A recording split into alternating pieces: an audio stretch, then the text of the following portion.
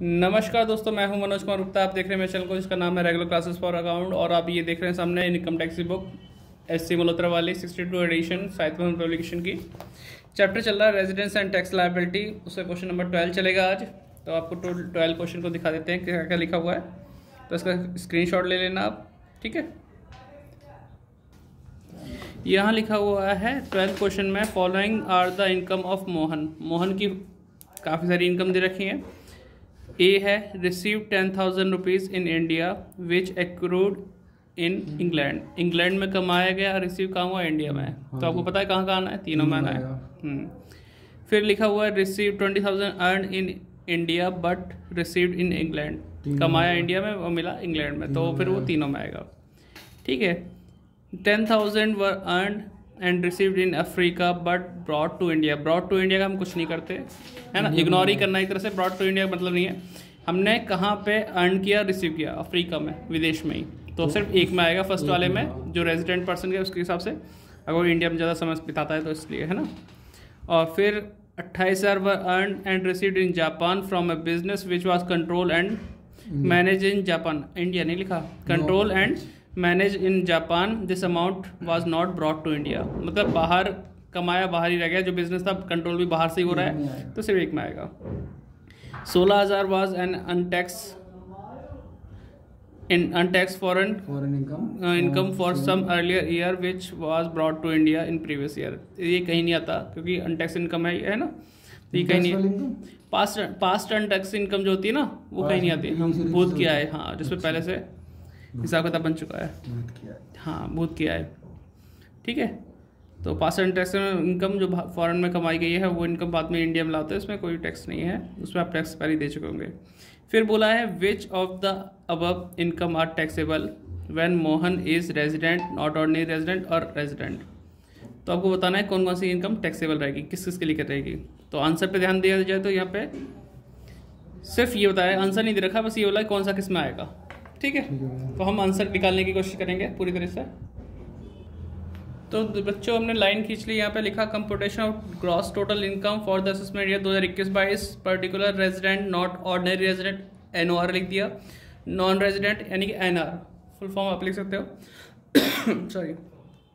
अब जो लाइन लिखी है statement, receive 10,000 in India which accrued in England, same to same लिखनी है ऐसे। तो रिसीव्ड रुपीज़ कितना, 10,000 इन इंडिया विच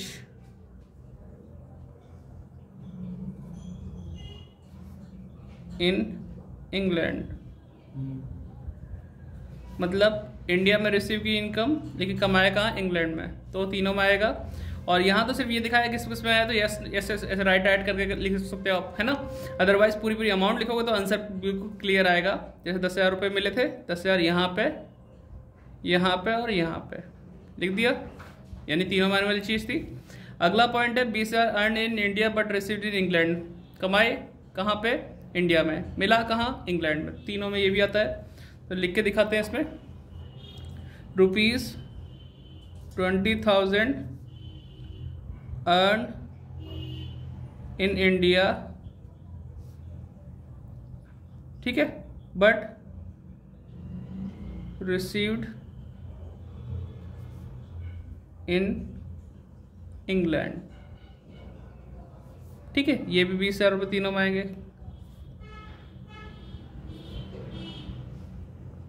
अब तीसरा पॉइंट लिखते हैं। इसमें लिखा है 10,000 were earn and received in Africa but brought to India. Brought to India नहीं, अगर रिसीव्ड इन इंडिया होती तो हम तीनों में सोचते हैं, लेकिन अभी क्या, इसको इग्नोर करो, सिर्फ इतना पढ़ो, 10,000 were earn and received in Africa. Africa में ही कमाया, अफ्रीका में ही मिला, तो सिर्फ सिंगल वाले में आएगा, फर्स्ट वाले में जो रेजिडेंट पर्सन है उसके हिसाब से। तो आपको कितना लिखना है यहाँ पे, 28,000 है, 10,000 है, रुपीज़ 10,000 वर अर्न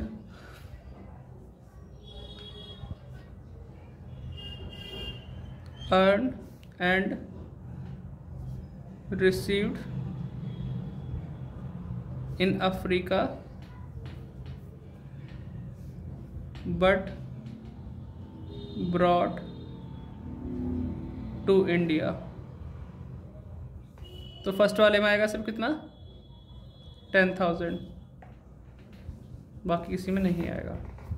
इस तरीके से हो गया। अब फोर्थ पॉइंट पे आते हैं। फोर्थ पॉइंट में 28,000 earn and received in Japan from a business which is control and manage in Japan, this amount was not brought to India. इस तरह से लिखा है, बहुत लंबी लाइन है तो पूरा ना लिखे, थोड़ा शॉर्ट में लिखने की कोशिश करेंगे। तो इस पॉइंट को 28,000 वाले को थोड़ा शॉर्ट में लिखेंगे किस तरीके से, 28,000 वर अर्न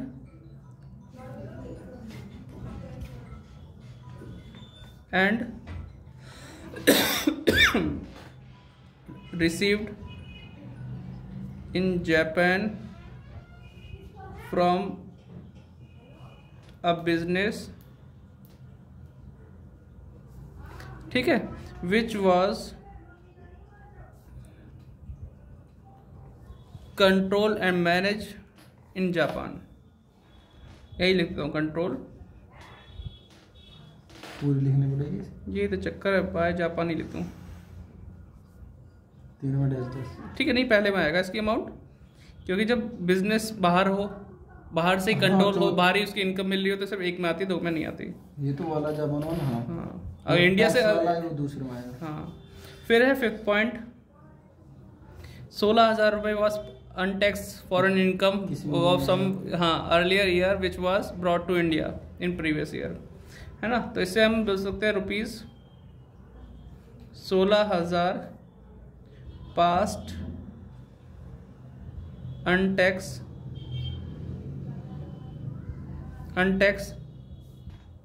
इनकम, इतना ही लिख दो, ठीक है, past untaxed income brought to India.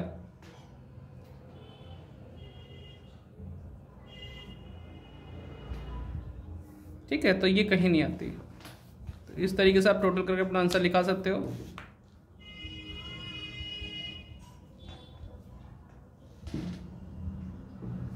ठीक है, जोड़ लेंगे इसे, जोड़िए बेटा। 10,000, 20,000, 30,000 हो गए, 30, 10, 40 और 28, 68,000, और यहाँ पे हो जाएगा 30,000 और 30,000।